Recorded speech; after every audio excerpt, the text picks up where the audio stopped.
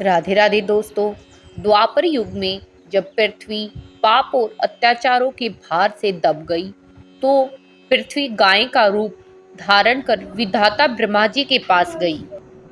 सभी देवता ब्रह्मा जी के पास गए और ब्रह्मा जी को पृथ्वी की जो दुखित कहानी थी वह सुनाई। वहां पर उपस्थित सभी देवताओं ने निर्णय लिया, इस संकट के समाधान के लिए भगवान विष्णु के पास चला जाए। सभी लोग भगवान को पृथ्वी को भगवान विष्णु के पास क्षीर सागर में ले गए, जहां भगवान विष्णु शेष शैया पर शयन कर रहे थे। वहां सभी देवतागण भगवान विष्णु की स्तुति करने लगे। स्तुति करने से भगवान विष्णु की निंद्रा भंग हुई। तब भगवान विष्णु ने सभी से आने का कारण पूछा। तब दीन वाणी से पृथ्वी बोली, महाराज, पूरे भूमंडल पर भार और अत्याचारों का कब्जा हो गया है और पृथ्वी में पाप और अत्याचारों के भार से दबने लगी है। इसलिए दया करके इस संकट का निवारण करें। यह सुनकर भगवान बोले, मैं ब्रजमंडल में वासुदेव गोप के भार्या कंस की बहन देवकी के गर्भ से जन्म लूंगा। इसलिए ब्रज भूमि में देवता यादव कुल में अपने देवता का शरीर धारण करो। इतना करीब भगवान विष्णु कहकर भगवान विष्णु अंतर ध्यान हो गए और पृथ्वी ब्रज भूमि में यादव कुल के नंद, यशोदा और गोपियों के रूप में जन्म हुआ। इसके बाद कुछ दिन ऐसी ही स्टार कास्टक हो गई। वासुदेव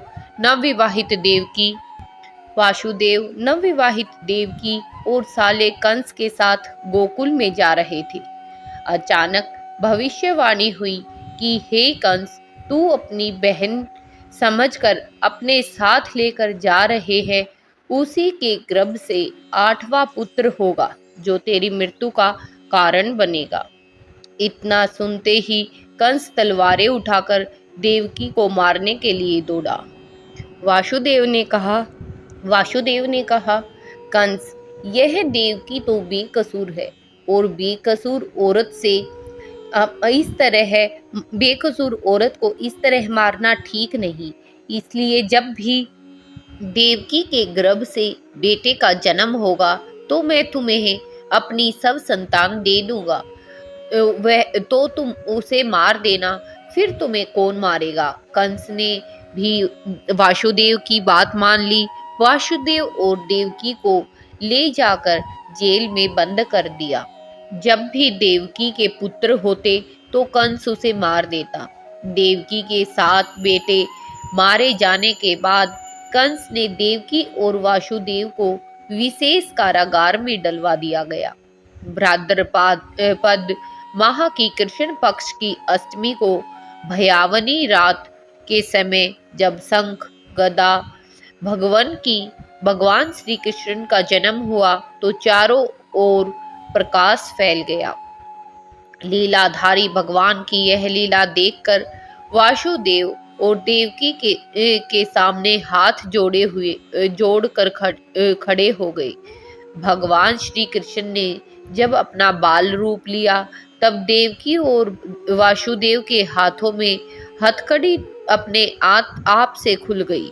सब दरवाजे अपने आप खुलने लगे और द्वारपालों भी गहरी नींद में सो गए। तब वासुदेव श्री कृष्ण जी को अपने साथ लेकर वहां से निकले।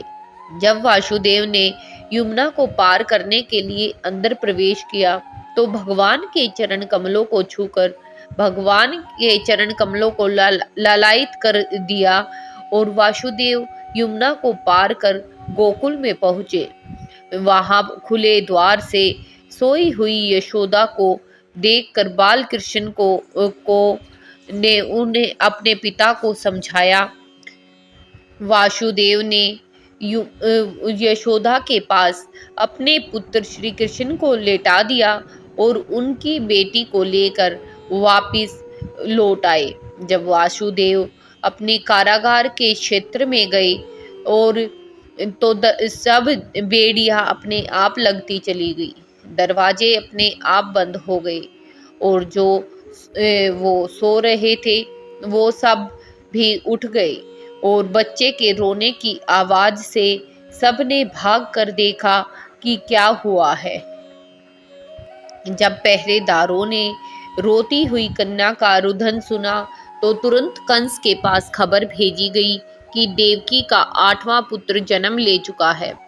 और कंस दौड़ता हुआ वहीं अपनी बहन के पास आया। कंस ने कन्या को हाथ में लेकर पत्थर पर पटकना चाहा तो कन्या हाथ से छूटकर आकाश में उड़ गई और साक्षात देवी दुर्गा के रूप में प्रकट होकर बोली, हे कंस, तुझे मारने वाला तो गोकुल में जा चुका है, वह तो पहले ही पैदा हो चुका है। पापी कंस, अब तेरा समय नजदीक आ गया है। और उसके बाद श्री कृष्ण ने कंस और जो अकासुर और तारकासुर जैसे राक्षसों को भी मारकर पृथ्वी का भार कम किया और अपने भक्तजनों की रक्षा की। यह थी जन्माष्टमी की कहानी। अब हम श्री कृष्ण जी की आरती करेंगे। जय श्री कृष्ण हरे प्रभु, जय श्री कृष्ण हरे, सकल जगत के जीव दुख संताप हरे। जय श्री कृष्ण हरे, मोर मुकुट सिर सोहे, कर मुरली धारी, सुर नर मुनि सब मोहे, सुंदर छवि प्यारी। जय श्री कृष्ण हरे, जय श्री कृष्ण हरे, अखल आप वेधा कर युमला जिन धारी, वृंदावन पर भूगायन लीला बहुत प्यारी। जय श्री कृष्ण हरे, जय श्री कृष्ण हरे, अघासुर खेल राक्षस काली नाग हरी, अद्भुत खेल कासना काली नाग हरी। जय श्री कृष्ण हरे, जय श्री कृष्ण हरे, दाबनल गिरी पूजा कीनी, लीला रास रचना कर सुधर लीनी। जय श्री कृष्ण हरे, जय श्री कृष्ण हरे, प्रेम नित सहित आरती अर्जुन मैं गाऊं, चरण कमल संग प्रीति यह पर भूवर चाहूं। जय श्री कृष्ण हरे, बोलो जय श्री कृष्ण हरे, बोलो श्री कृष्ण भगवान की जय। राधा प्रिय श्री कृष्ण भगवान की जय। जन्माष्टमी का उद्यापन वही स्त्रियां कर सकती है जो गर्भवती होती हैं। 16 नारियल लेकर हर एक नारियल पर कुमकुम का टीका लगाते हैं। प्रत्येक नारियल को एक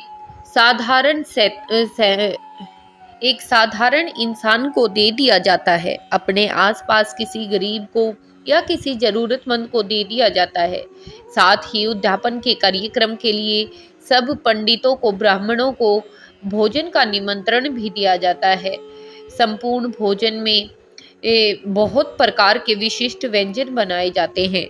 रात्रि के 12 बजे श्री कृष्ण भगवान के जन्मोत्सव के बाद सभी 16 जो नारियल है, 16 नवजात शिशुओं को भोजन भी कराया जाता है। उनके लिए भोजन बनाकर आप उनके घर भी भिजवा सकते हैं। इस प्रकार उद्यापन के पीछे यह धार्मिक विधान है कि गर्भवती स्त्री को भोजन करना सर्वोच्च स्तर का सर्वश्रेष्ठ दान माना जाता है। अगर आप किसी गर्भवती स्त्री को भोजन कराते हैं तो उसका कोटि गुना फल आपको मिलता है। वास्तव में नारियल से उद्यापन करने के बाद इतना दान पुण्य माना जाता है कि ईश्वर से जो भी आप प्रार्थना करते हैं वह कुछ ही क्षणों में आपकी उस प्रार्थना की प्राप्ति हो जाती है। ईश्वर से इस आस से प्रार्थना की जाती है कि श्री कृष्ण मुझे भी आप जैसा ही पुत्र प्रदान करिए। इसके साथ साथ जन्माष्टमी व्रत की कथा को सुनना जरूर चाहिए। जन्माष्टमी व्रत की कथा सुनने से आपके सब तरह के पाप नष्ट हो जाते हैं और घर में सकारात्मक ऊर्जा आती है।